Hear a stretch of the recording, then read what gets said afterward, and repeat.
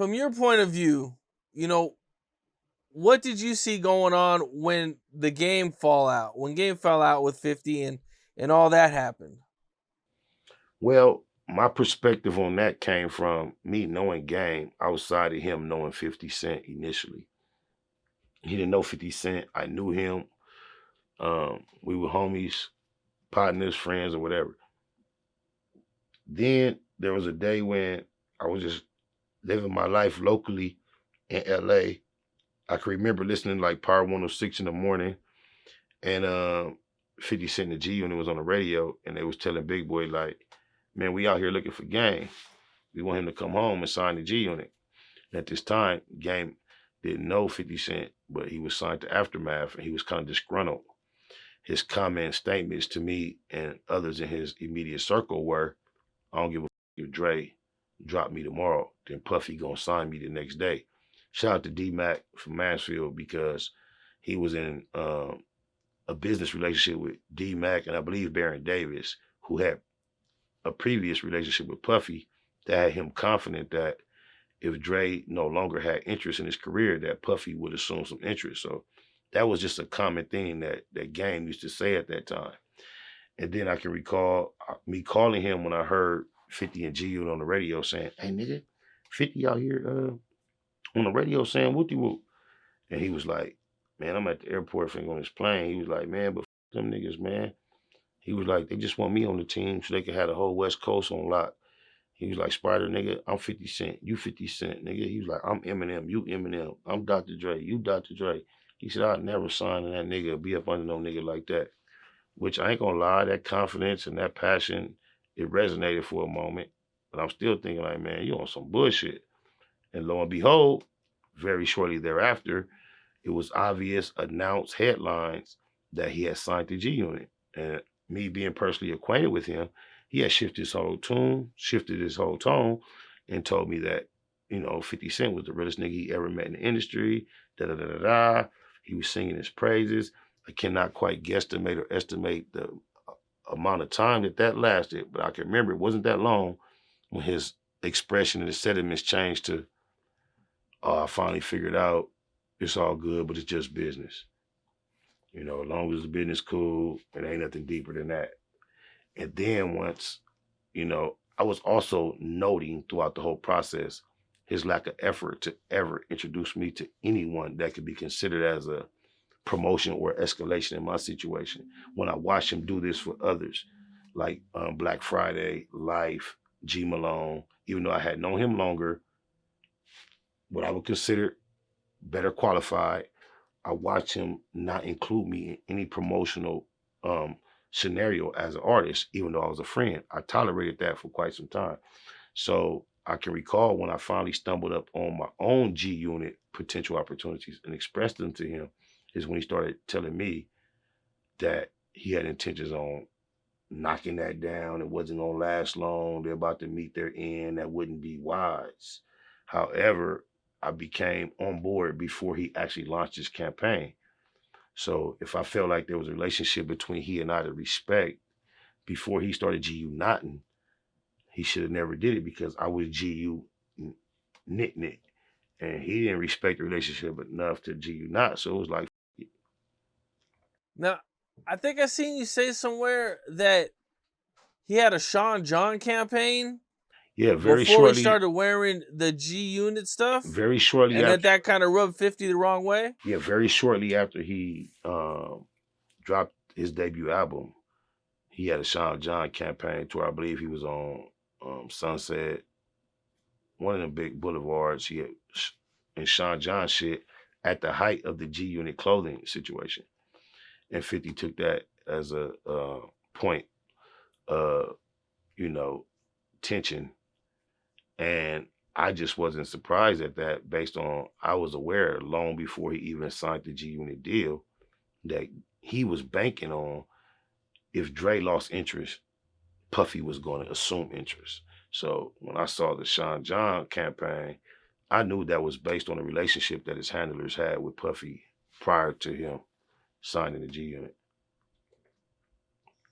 But of course, 50 didn't appreciate it. Puffy's always been his rival or competitor with this CEO hip hop shit. Yeah, they have. They've had a rivalry. It's been The every 50 is once in a while he'll just say some shit about Puffy. Yeah, but 50's assumed a rivalry with anyone at a status that is similar to where he um, aspired to ascertain, regardless if it was personal enough or not. He used that as motivation to try to get there. And then we see that once he reaches certain plateaus, he does have the maturity not to be derogatory to certain individuals. But regardless of who you were, it seemed like if you was at a level he was trying to reach, he'd go at you aggressively. Yeah, yeah, for sure. Being from LA, man, one of the things that people, might talk about is like, I interviewed Crip Mac, and he talked about some of the most dangerous burger spots in LA. What are some of the most dangerous burger spots in LA? I say Master Burger, yeah, where I go all the time. Master Burger. What is it about Master Burger that makes it so dangerous? It's the hardest. It's in the heart of a dangerous ass neighborhood, Crip hood. The 40s, the Spody 40s, the rolling 40 Crips on hood. That shit right there is dangerous. Motherfuckers come through the alley and bust on you. They can come through the front. I even watch. I see how I watch with the cars when they come through like that. Because all you gotta do is pull your window down, come bust straight through the gate and shoot a nigga right in the chest on West Side Rolling. So you see in the video, always watch how the streets are with the cars. This shit get Mickey and tricky, cuz trying to get a real nifty burger. I was there at Master Burgers. I remember Lily Cakes told me about a few weeks ago, like she wanted a Master Burger. I never brought her a cack of Master Burger when I would go there, but then now this time I brought her a burger on hood, and she loved it. They got the best burgers at Master Burger, but a lot of people get killed at Master Burger. They call it Murder Burger. A lot of 40 Crips I loved got killed there. That is a dangerous burger spot. Damn. On hood. Murder Burger. That's crazy, man. Okay. Mm-hmm. You felt like that was the most dangerous spot. Now, from your perspective, what do you think are like some of the most dangerous burger spots in LA? Historically, I think Quick and Split on Normandy was one. What is it? On Western. On Normandy. Quick and Split on Normandy, I think that was one. I think Jordan's Diggity Dog on Imperial, cross street from the Nickersons was one.